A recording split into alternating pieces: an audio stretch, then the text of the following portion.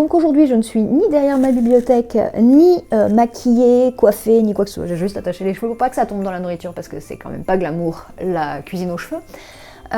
Et on va cuisiner un petit repas. Je vais préparer quelques petites choses pour aujourd'hui et demain. Et en même temps, je vais répondre donc aux questions du End of the Year Writing Tag d'Alice Posière. On va commencer avec les premières questions, tout en commençant le gravlax de carottes, donc qui remplace un petit peu le fameux saumon fumé. Parce que oui, du coup, mon repas de Noël sera végétarien. Bon, bah allez, c'est parti. Donc, préparez le gravlax de carottes, épluchez les carottes et coupez-les en très fines tranches à la mandoline. Donc la première question du End of the Year Writing Tag. Quelle scène de livre ou personnage ou chapitre as-tu préféré écrire? Alors bah pour moi c'est simple, c'est Le Châtiment. Le Châtiment, c'est le livre, si vous avez suivi un petit peu mes aventures sur Instagram, vous savez que, ou même d'ailleurs je vous en avais parlé l'année dernière dans le bilan de 2023, c'est un livre qui m'a été inspiré par mon chat Kazoo. Donc Kazoo, que vous pouvez retrouver sur ma chaudière, un peu partout, notamment là, voilà. C'est mon bébé. Ma petite Kazoo qui malheureusement nous a quittés en mars. Et du coup, j'ai mis un petit peu plus de temps que prévu pour écrire le livre. C'est vraiment un livre qui me tenait énormément à cœur. Et du coup, j'ai écrit ce livre en partant d'une blague. Moi j'aime bien écrire des livres à partir de blagues. En fait, l'année dernière, j'ai travaillé à l'usine, pour ceux qui se souviennent, et j'étais en 2-8. Et le problème, c'est que Kazoo, elle prenait l'habitude de se lever tôt pour avoir à manger tôt, parce que Kazoo, je lui donnais à manger au réveil, ce que je n'ai pas fait je n'ai pas reproduit comme erreur avec Willow. Willow a à manger quand elle réclame, c'est-à-dire assez tard en général. Et donc, ma petite Kazoo avait de très très mauvaises habitudes. Sur la fin, notamment sur la dernière année, parce que j'ai commencé à la nourrir toutes les heures, à céder à chacun de ses caprices, parce qu'elle était malade, elle était vieille, et que voilà, j'essayais de faire tout pour apaiser ces dernières années. Et du coup, elle avait pris des habitudes terribles. Elle me faisait lever toutes les heures pour la nourrir. Si je me levais le matin à 3h30, 4h pour aller bosser à 5h, et la semaine d'après, quand je commençais à 13h, elle voulait quand même à manger à 5h du matin. Et un jour, j'ai dit en plaisantant à mon chéri, mais en fait, pour se venger, en fait, il faut offrir un chat. Tu prends un chaton, tu l'éduques super mal, et tu l'offres à quelqu'un. J'ai dit ça évidemment en rigolant, ne faites surtout jamais ça, pauvre chaton, il n'y est pour rien. Mais du coup, ça m'a donné l'idée d'un livre. Et ce livre, je vous l'ai annoncé il n'y a pas longtemps sur Instagram, il s'appellera Le Châtiment, évidemment. Donc dans ce livre, on suivra Mel, qui va découvrir que son copain la quitte pour sa meilleure amie. Elle va décider de se venger par le biais d'un chaton. Ce petit chat, c'est Loki. Mais en fait, je suis con, je tourne dans ce sens-là depuis tout à l'heure, mais vaut mieux dans ce sens-là. Et donc ce chat, il va servir d'acolyte à Mel dans sa vengeance. Donc écrire ce livre, ça a été beaucoup de bonheur. Déjà parce que c'était drôle. C'était très marrant de l'écrire. Donc ce livre, ça a été très marrant de l'écrire parce que déjà, il parlait d'un chaton, c'était mignon, c'était drôle, et en plus, je dois admettre que j'y ai mis à peu près tous les moments de bonheur possibles que j'ai pu caser pour que ce soit quand même assez sympa, sans que ce soit trop. Mais j'y ai casé tous les moments de bonheur possibles pour tout ce que j'ai d'amour pour mes chats, en fait, que ce soit Kazoo comme Willow, parce que oui, à la base c'est Kazoo qui a inspiré ce livre, et il y a beaucoup de Kazoo dans ce livre, mais il y a aussi beaucoup de Willow. Donc question numéro 2, ton plus grand accomplissement. Alors, en même temps, je vais faire les premières... Je suis pas sûre de ce que je fais là. Il faut que je fasse des tranches fines, alors j'ai rien, donc je fais à l'écumoire. Donc alors mon plus grand accomplissement, ça a été d'avoir vécu pleinement ma première année en tant qu'autrice indépendante. J'étais à temps plein. Merci mon chéri qui me soutient et qui m'encourage à ne pas prendre de travail à côté pour que je puisse essayer au moins d'être autrice à temps plein. Donc cette année, pour la première fois, j'ai été vraiment autrice à temps plein. Et c'était probablement, d'un point de vue professionnel, la meilleure année de ma vie. J'ai passé d'excellents moments et en plus, je suis contente parce que j'ai l'impression, putain c'est dur, que ça commence à payer.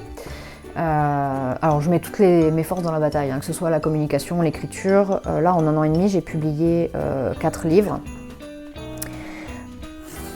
dont un que je n'avais pas du tout écrit avant, donc ça a été un gros travail. Et donc ça a été vraiment une année très riche. Et ça commence à payer parce qu'à l'heure où je vous parle, il doit me rester moins d'une vingtaine de livres lus ou achetés. Donc quand je dis lus, c'est dans l'abonnement KDP. Hein. Je ne sais pas si quelqu'un a prêté son livre à quelqu'un d'autre et l'a lu. Ça, je ne le compte pas dans mes ventes parce que c'est pas une vente. Mais l'abonnement KDP, je suis rémunérée dessus. Pas grand chose, mais je suis quand même rémunérée. Donc du coup, j'approche des 500 exemplaires lus ou achetés cette année, donc en 2024, ce qui est quand même, pour une primo-éditée, j'approche donc des 600 exemplaires vendus, tous livres confondus. Hein. J'ai pas les chiffres sous les yeux, mais je les mettrai dans ma prochaine newsletter. Je ferai un point, alors peut-être pas le 31 ou le 1er janvier, je vais voir. Mais je vais faire un point à la fin de l'année pour pouvoir vous dire un petit peu comment ça s'est passé pour moi cette année. Mais ça commence à payer. Alors clairement, j'en vis pas. Hein. Pour l'instant, l'abonnement KDP, ça me rapporte à peu près l'équivalent de 1 € par livre. Donc même si j'en ai 500 sur l'année, même si j'en avais 500 par mois, ça me ferait que 500 €. Mais bon, ça me fait quand même 1 € par livre. Donc Le Châtiment, qui d'ailleurs, le vrai titre, c'est Le Châtiment Miaou, parce que Le Châtiment existe déjà, c'est un livre de Victor Hugo, et je suis presque sûre qu'il y en a d'autres. D'ailleurs, c'est Les Châtiments, je crois, pour le Victor Hugo. Donc, question numéro 3, le plus gros défi que j'ai relevé. Alors, je dis ça en plaisantant, mais en même temps, c'est bien vrai, ma déclaration d'impôt. Certes, c'est une blague, hein, parce que c'est une fois dans l'année, mais en même temps, l'administratif, quand on est auteur auto-édité, c'est pas si facile. C'est un peu le défi. Autant je peux maîtriser, j'arrive à maîtriser tout ce qui est écriture, même l'illustration, tout ça. Je commence à me débrouiller. Bon, là, je crois qu'elle est trop petite, je vais prendre l'autre. Hein. Par contre, clairement, tout ce qui est administratif, c'est l'enfer. Bon, après, on va relativiser, hein, c'était la première année, la deuxième année ça ira mieux, la troisième année ça ira encore mieux, et puis petit à petit, ce sera une formalité comme presque publier un livre, pour lequel je deviens tellement habituée à le faire que ça va, maintenant je suis large. Hop. Vous croyez que ça suffit ça pour 5 ? Pas mal, hein. Donc je reprends. Mes carottes sont cuites 5 minutes à la vapeur. Donc, maintenant il faut faire la marinade. Petite cuillère à café. Donc, il me faut une cuillère à café. En même temps, donc, les chansons principales de ma playlist. Donc, il me faut 2 cuillères à café de sel. Oui, c'est très salé. Hein. Voilà, ça ira. Hein, sinon, ça va être super salé, ça va être dégueulasse. Enfin, ça va être trop. Oh, ma chérie. Ensuite, 3... Désolée, hein, je me concentre 5 minutes. Oh là là! Alors comme vous pouvez l'entendre, Willow n'est pas du tout d'accord, elle veut que je la sorte. Mais je viens d'apprendre que mon chéri finit à midi. Putain, mais il faut sortir de Polytechnique pour ouvrir un truc à ouverture facile. Ah, merci la petite cuillère, multi-usage. Hop là, c'était une grosse cuillère. Qu'est-ce qu'il y a ma chérie? Donc, question numéro 4, les chansons principales de ta playlist d'écriture. Alors, cette année, j'ai commencé... Oui, je fais une infidélité à Hunger Games. Cette année, j'ai commencé à faire des playlists d'écriture en fonction de mes livres. Donc, petit à petit, je les alimente. Donc, maintenant, il y a une playlist pour les chroniques de Ridley. Et surtout, donc, j'ai une playlist pour Le Châtiment. Et donc, sur Le Châtiment, notamment avec quelques chansons qui étaient particulièrement importantes. Oh oui! Donc, 2 cuillères de ça. Donc, il y a une chanson en particulier qui marque le début du livre qui s'appelle Goodnight Girl, qui est des Ghosts of the Robot. Si vous connaissez Buffy contre les vampires, c'est Spike, donc James Masters, qui chante, qui est le chanteur du groupe. Et c'est un groupe que j'écoute depuis... Oh, ça doit faire depuis mes 17 ou 18 ans, donc ça fait 20 ans. que je les écoute. Et quand j'ai rencontré d'ailleurs James Masters il y a quelques années à Paris Manga, je lui ai dit, j'ai eu le temps pendant la brève seconde où je l'ai rencontré, j'ai eu le temps de lui dire que Good Night Girl était toujours une de mes chansons préférées et du coup je l'ai mise dans le livre évidemment. Mais il y a également, évidemment puisqu'elle vient de se faire larguer, donc All By Myself de Céline Dion, petite référence à Bridget Jones. Et aussi I'm Gonna Be 500 Miles. Mais la version Sleeping at Last, je l'ai découverte par hasard sur une playlist YouTube et finalement je l'ai ajoutée à ma playlist et c'est d'ailleurs elle qui a dominé en boucle, qui a tourné en boucle pendant que j'écrivais le dernier chapitre parce qu'elle a complètement chamboulé la fin. Enfin complètement chamboulé. Disons que ça devait se terminer d'une manière et ça se termine d'une manière un petit peu plus... Enfin voilà, moi ça m'a fait fondre mon cœur, j'ai pleuré comme une madeleine en l'écrivant. Voilà. And I would walk 500 miles and I would walk 500 more. Je vous ai pas dit, j'élève un écureuil. Voilà, en ce moment c'est son délire. Elle nous monte sur l'épaule tous les matins ou dès qu'on s'approche de la porte d'entrée. Mon grosse, tu dis bonjour? Bonjour. Tu descends pas sur le comptoir, hein, c'est propre, je viens de laver. Bon, où est-ce que je t'emmène? On va faire un petit tour. Voilà. Hop là, non, tu ne mangeras point. On va à l'arbre à chat, on va aller voir les copains.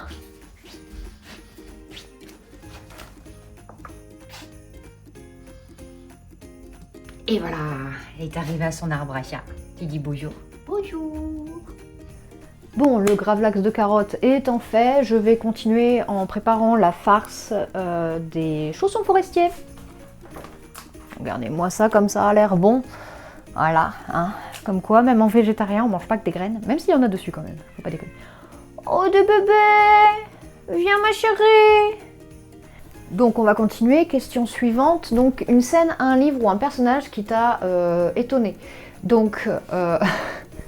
Donc on va dire Madame D, Denise, qui est un personnage complètement secondaire à la base, qui devait juste être complètement anecdotique, et qui a pris une très grande place dans le châtiment Miaou, et aussi tous les autres personnages comme Tonio, ou le gang des mamies aussi, et Luna, qui est un petit chat qui devait être un chat comme les autres, et qui en fait s'est transformé en Kazoo, puisque ma Kazoo...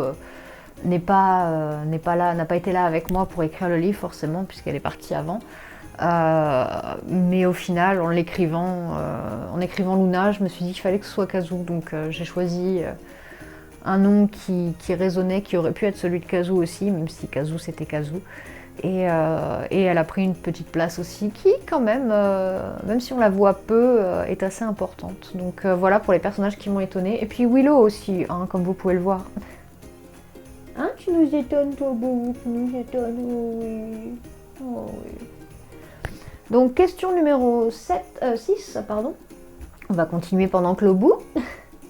Celles et ceux qui t'ont inspiré et motivé cette année. Oh oui. Oh, oui. Oh là là. Oh, des câlins de tête. Oh oui. Oh, t'es belle.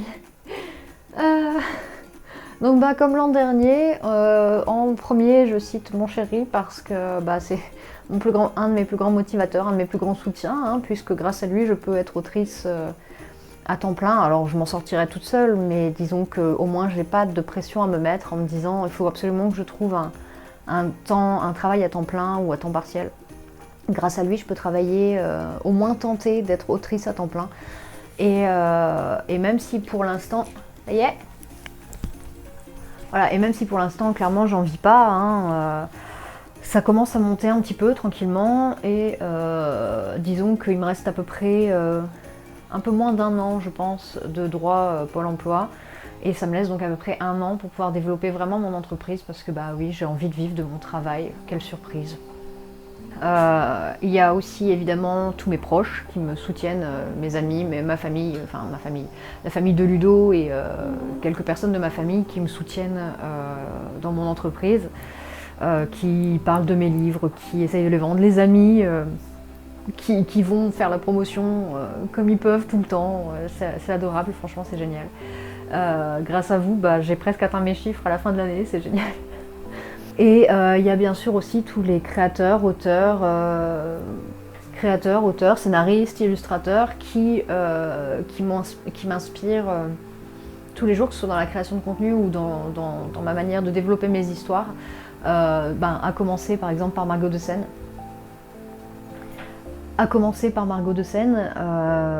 Qui m'inspire beaucoup grâce à sa manière d'écrire, grâce à ses livres, mais aussi grâce à son contenu que je trouve très, très enrichissant, très apaisant aussi, parce qu'elle ne met pas de pression et que ça fait du bien, parce que je m'en mets déjà assez. Donc une période difficile, question numéro 7, une période difficile que j'ai eue en 2024. Si je pleure, c'est pas forcément que à cause de la période difficile. C'est l'heure de l'oignon. Donc, 2024, j'ai l'impression, a été une année assez difficile pour tout le monde. Je connais très peu de gens qui ont été épargnés par la perte de quelqu'un, une amitié ou un couple qui se brise ou une maladie. Et pour nous, l'année a commencé en mars, donc on a perdu Kazoo. Alors je sais que ça peut paraître pas grand chose pour certains, c'est juste un chat. Mais pour nous, c'est notre bébé. Et c'est les oignons. Et du coup, ça a été un moment difficile. J'ai eu un blanc créatif où je pouvais juste pas me mettre derrière mon ordinateur et écrire parce que s'il y a bien un endroit où je ressentais son absence, c'est quand je m'installe derrière mon ordinateur et qu'elle n'est pas sur mes genoux. Et encore maintenant, même si ça va mieux. Parce qu'en plus Willow est pas du tout câline, elle vient pas du tout s'asseoir sur nous. Donc je retrouve pas cette présence avec Willow. Donc pendant plusieurs semaines, si vous me suivez, vous le savez peut-être, mais j'ai très peu créé, j'ai pas créé d'un point de vue travail en fait. J'ai fait de la couture, j'ai fait du cosplay, mais j'arrivais pas à travailler, donc ça a été une période assez difficile. Bon, maintenant ça va mieux, même si j'ai encore la gorge qui se serre quand je parle de ma chérie. Ça va quand même mieux, heureusement. mais ouais, voilà, c'était le moment un peu difficile de l'année. Bon, après, il y a eu d'autres moments pas faciles, hein. C'est pas malheureusement le seul être qu'on a perdu cette année. Donc bon, mais bon, je vous dis, j'ai vraiment l'impression que pour 2024, ça a été le cas pour beaucoup de monde. Donc j'espère que 2025 sera plus douce pour tout le monde et qu'on aura un petit repos quand même dans cette période difficile, qu'on ait une année tranquille, ce serait bien, même pas forcément bonne, mais juste tranquille, sans mauvaises choses, sans trop mauvaises choses, parce qu'une année sans mauvaises choses, c'est utopique de demander ça, on est d'accord. Après, d'un point de vue professionnel, j'ai de la chance, à part ce blanc créatif à la suite de la perte de Kazoo, j'ai de la chance, ça décolle, donc je n'ai pas à me plaindre. Donc 8, ta plus belle critique. Donc, alors ma plus belle critique en 2024, je pense que ça, c'est pas d'un point de vue écriture, même si j'adore toujours quand on me dit, quand quelqu'un me dit qu'il a adoré mes livres ou qu'il a adoré l'antagoniste du tome 3 parce que c'est mon chouchou, enfin c'est un de mes chouchous, c'est un de mes personnages favoris et j'ai adoré l'écrire. Mais je dirais que c'est plutôt d'un point de vue illustration, parce que lors d'un salon, j'ai un illustrateur professionnel, donc quelqu'un qui illustre des bandes dessinées et des couvertures de grande qualité. Et en fait, il s'est arrêté sur mon stand et il parlait couverture avec mon voisin et il m'a dit que ma couverture était très réussie, donc sur Au-delà de la tour. Ce qui m'a fait extrêmement plaisir parce que, pareil, si vous me suivez sur Instagram, vous le savez, cette couverture, c'est moi qui l'ai illustrée. J'avais déjà fait un peu de dessin numérique il y a quelques années, mais j'ai repris complètement pour cette couverture, donc j'ai pris des cours, j'en prends encore d'ailleurs, hein, je continue parce que j'ai beaucoup aimé. Et du coup, comme j'ai pas les moyens de payer un illustrateur, j'apprends, je me débrouille, pas d'IA chez moi, non. Donc clairement, c'est pas parce que je commence le dessin numérique que je ferai jamais appel à un illustrateur. J'aimerais vraiment beaucoup un illustrateur ou une illustratrice, bien sûr. Mais malheureusement, clairement, pour l'instant, j'ai pas les fonds. Mon but, c'est de vivre de ma plume. Donc, si je fais appel à un illustrateur, clairement, je gagne plus rien sur mes livres. Pareil, et il mérite d'être payé. Comme je connais assez d'illustrateurs et de créatifs pour savoir que chacun mérite d'être payé à la juste valeur, comme j'ai pas les moyens, plutôt que de me débrouiller, de brader leur travail, j'aime autant me débrouiller moi-même pour l'instant, tant que je peux pas faire autrement. Mais franchement, j'adorerais un jour pouvoir faire appel à des pros en fait, pouvoir me monter une équipe de pros, ça serait génial, ça voudrait dire que mon travail fait vivre d'autres personnes, et ça franchement c'est tout ce que je demande, j'adorerais ça. Question numéro 9, mon nouveau personnage préféré. Évidemment Loki. Loki qui est donc le chat du châtiment Miaou. Je regarde juste quelle est la prochaine étape. Faire chauffer l'huile dans une poêle. Loki qui est, comme je vous l'ai dit, très inspiré de Kazoo et de Willow. Et d'ailleurs, pour la petite anecdote, en fait, quand j'imaginais Loki, donc bien longtemps avant de perdre Kazoo, enfin bien longtemps, quelques mois avant de perdre Kazoo, donc bien longtemps avant de rencontrer Willow, je l'imaginais comme un petit chat noir avec des petites moustaches, et des petites moustaches blanches évidemment. Et en fait, quand j'ai rencontré Willow, c'est une association qui nous l'a ramené, et à la base on ne devait pas du tout l'adopter, on savait, voilà, c'était pas prévu, on devait partir en vacances en Angleterre, et il y a une association, quelqu'un de l'association qui trappe les chats derrière chez moi, qui m'a appelé en me disant voilà, on est embêté, on a une petite minette qui vient d'être stérilisée, elle a besoin d'un endroit calme pour sa convalescence, sauf qu'en fait la personne qui devait l'accueillir ne peut pas parce qu'elle supporte absolument pas les autres chats. Et donc nous on s'est retrouvés un peu embêtés, on a dit bah ouais ok, mais on pourra pas l'accueillir, on pourra l'accueillir que quelques jours parce que on part en vacances dans une semaine. Et en fait quand ils nous l'ont amené, donc c'était une petite créature, elle pesait, je sais pas, elle devait peser moins de 3 kg, c'est sûr, peut-être 2,5 kg, elle avait la peau sur les os, on sentait sa colonne vertébrale, son poil était marron sur plus de la moitié de son corps en fait, au niveau des épaules. Elle avait comme un manteau marron en fait, et tellement que la secrétaire médicale du vétérinaire pensait que c'était sa couleur, tellement elle était marron. Et en fait, la véto nous a dit non, ça, vous verrez, quand elle mangera, quand elle mangera bien, elle retrouvera un noir. Et c'est vrai que son poil est presque redevenu complètement noir. Alors pas encore complètement, parce que ça fait que 5 mois qu'on l'a, et son poil, j'imagine qu'il faut le temps qu'il se renouvelle. Mais voilà, elle est arrivée avec ses petites moustaches blanches et sa petite bouille trop mignonne. Et en fait, quand je l'ai eue, je me suis dit, mais en fait, c'est Loki. Et d'ailleurs, elle nous a fait des crasses que j'avais prévu de faire, que Loki fasse faire que Loki... D'ailleurs, elle nous a fait des crasses que j'avais prévu que Loki fasse. Voilà, c'est mieux. Je me suis dit, c'est pas possible, c'est mon karma, ça c'est ma punition pour avoir manipulé un chat dans mon livre. Je suis désolée, j'ai la lumière juste au-dessus de ma tête, donc elle est un peu vive, hein. J'ai des belles ombres sur la tronche. Mais du coup, en fait, elle ressemblait tellement à Loki, à l'image que je me faisais de Loki, que j'ai dû rajouter des détails à Loki. Donc maintenant, mon petit Loki a une petite crête blanche sur le front. Ça crépite, hein. Donc question numéro 10, une chose que j'ai apprise cette année. Alors, beaucoup, en vrai, beaucoup de choses. Beaucoup de choses, mais notamment à me faire confiance en fait, aussi bien sur mon travail que sur mon énergie. En fait, j'ai appris que je travaille énormément, hein. Je me fais facilement des journées de 10-12 heures de travail par jour, ce qui est souvent le cas malheureusement quand on est auto-entrepreneur, pas que en écriture. Mais bon, en général, on ne gagne pas grand-chose de nos efforts pour l'instant, mais ça vient. Mais du coup, j'apprends à me faire confiance quand mon corps me dit stop, j'arrête. Un petit peu avant qu'il me dise stop, d'ailleurs, je ralentis, je travaille dur, mais j'essaye quand même de trouver un rythme équilibré. Après, j'ai évidemment appris énormément d'un point de vue compétences, puisque j'ai repris l'illustration, j'ai appris à faire le maquettage de manière un petit peu plus professionnelle, parce que maintenant je fais plus mon maquettage sur Word, je le fais sur InDesign.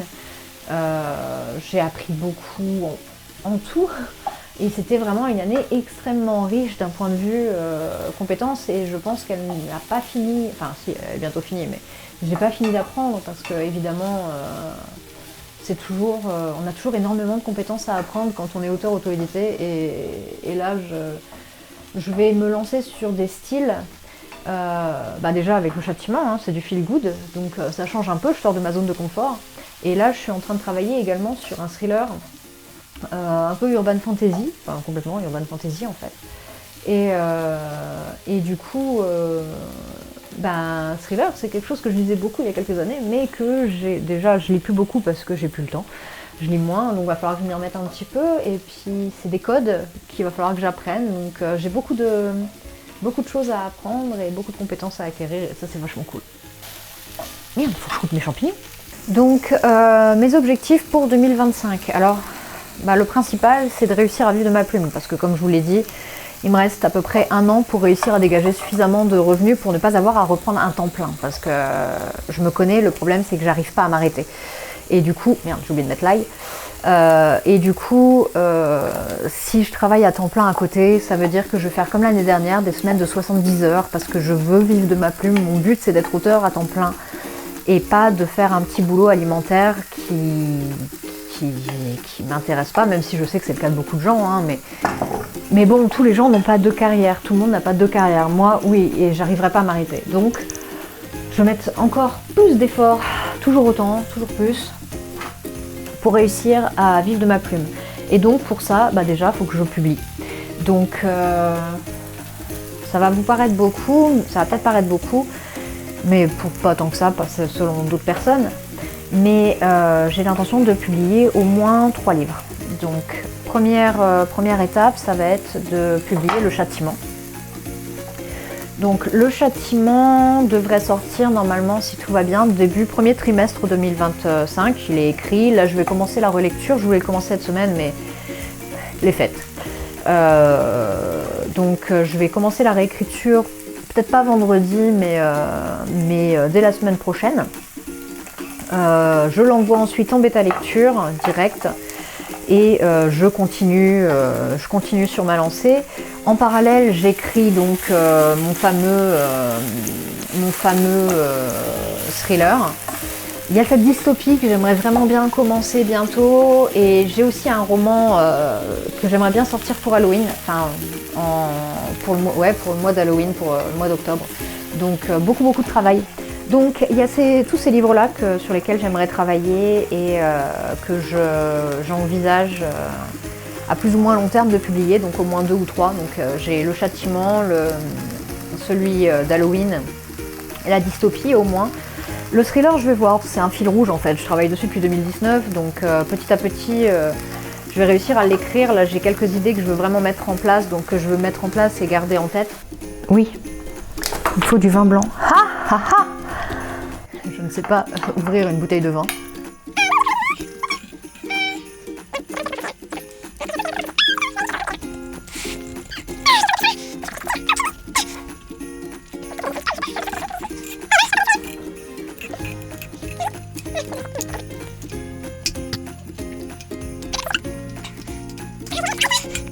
Ça fait quoi dans ta vidéo YouTube?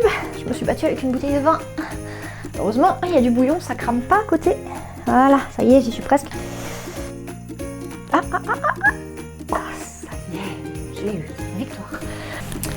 Et donc, je vais travailler là-dessus. Il y a aussi un livre que j'aimerais beaucoup avancer, mais qui va me demander un certain nombre de recherches. Donc, pour l'instant, je me suis pas encore vraiment penchée dessus. Mais ce sera une uchronie un peu dans l'Angleterre de la fin du 19e et le début, les années folles en fait. Donc un peu sur 2 époques, à cheval sur 2 époques, et je pense que ça peut être vraiment sympa. Il y aura de la magie, ce sera un monde différent du nôtre, et à la fois un peu semblable. Ça peut être vraiment chouette, j'ai très hâte de m'y mettre à celui-là. Parallèlement à ça, j'aimerais aussi reprendre en main tout ce qui est marketing vraiment professionnalisé, parce que maintenant être auteur en 2025, enfin 2024 aussi, hein, mais 2025 c'est pas seulement écrire et publier, c'est faire la promotion des livres, parce que on n'a pas beaucoup de visibilité, donc si en plus on n'apprend pas à maîtriser la visibilité qu'on a, on a très peu de chances de sortir du lot. Donc vraiment, là en ce moment, je suis en train de revoir un petit peu. Enfin, j'avais commencé un peu avant les fêtes. Là, j'avoue qu'avec les cadeaux de Noël et tout, parce que je fais mes cadeaux maison, donc ça occupe pas mal de temps. J'ai eu moins de temps pour m'y mettre, mais j'étudie, je fais de la veille, j'apprends à domestiquer les réseaux. Donc soyez pas étonnés si vous voyez des nouveautés sur mes pages, surtout Instagram. Je vais me concentrer surtout sur Instagram, je pense, cette année. Même si j'aurai toujours YouTube, ça va être Instagram, c'est toujours Instagram ma base principale. À côté de ça, en 2025, je pense que je peux vous l'annoncer maintenant, j'ai l'estomac qui gargouille. Donc je peux vous l'annoncer parce que c'est bientôt. À partir de janvier, j'intègre l'équipe de Antenne 87, donc une radio locale, et je vais faire des chroniques littéraires. Donc en particulier sur les dystopies évidemment, puisque c'est un petit peu, même si cette année je vais un petit peu me diversifier d'un point de vue écriture, la dystopie ça reste pour l'instant mon fond, ce que j'aime le plus travailler, donc voilà, je vais travailler là-dessus. Et donc ma chronique normalement devrait s'appeler 1987 en référence à 1984. Donc je vais travailler sur 1984 pour ma première chronique pour pouvoir faire un peu le lien. Je vais traiter d'œuvres littéraires de science-fiction, principalement dystopiques, d'avant les années 90. Voilà, donc gros programme aussi.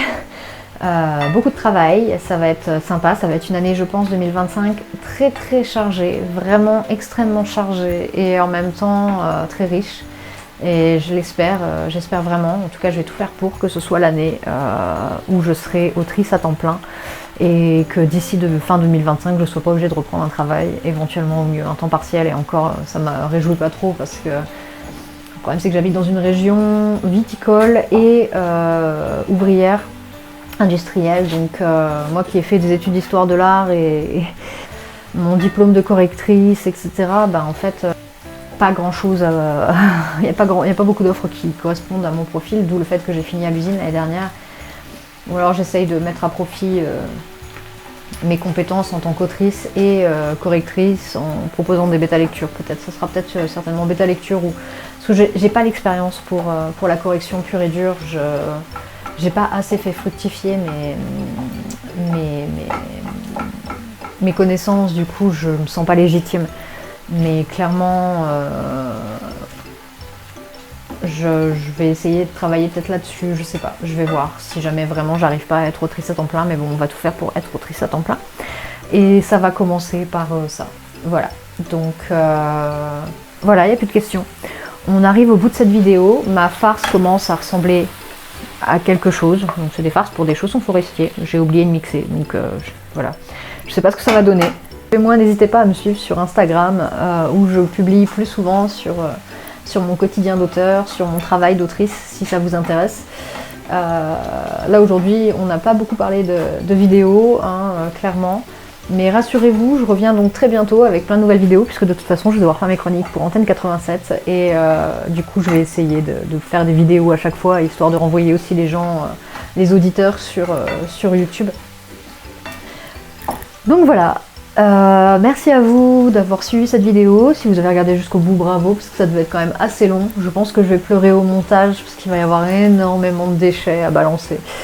Et voilà, je vous souhaite de très joyeuses fêtes, et je vous dis à très bientôt. Voilà, en attendant, bonne fête de fin d'année, et prenez soin de vous. Ciao!